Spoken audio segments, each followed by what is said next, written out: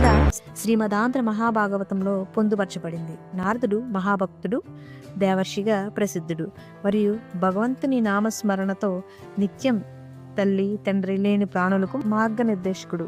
అయితే నారదుడు తన గత జన్మలో ఎవరు, ఆయన దేవర్షి స్థాయికి ఎలా ఎదిగారు? ఈ కథ నారదుడు వ్యాసునికి చెబుతున్నాడు. నారదుడు తన గత జన్మలో ఒక సాధారణ బలుడు. అతని తల్లి ఒక దాసి, ఆయన దాసీపుత్రుడు. ఆయన తల్లిగారు చిన్నతనం నుండి బాగా సంపన్న బ్రాహ్మణుల ఇంట్లో ఊడిగం చేసేవారు. వాళ్ళ ఇల్లు తొడవడం, వాళ్ళ గిన్నెలు తోమడం, ఆవుకు పాలు పెతకడం మొదలగు పనులన్నీ చేసేది. తల్లి ఎక్కడికి వెళ్తే అక్కడికి వెళ్ళిపోతూ ఉండేవాడు ఈ పిల్లవాడు బ్రాహ్మణుల ఇంట్లో తిరుగుతూ వారు వేదాంగాలను చదువుకుంటే వింటూ పెరిగేవాడు. ఆ ఇంటికి వర్షాకాలంలో అటుగా వెళ్ళిపోతూ చాతుర్మాస్య వ్రతానికని కొంతమంది సన్యాసులు వచ్చారు.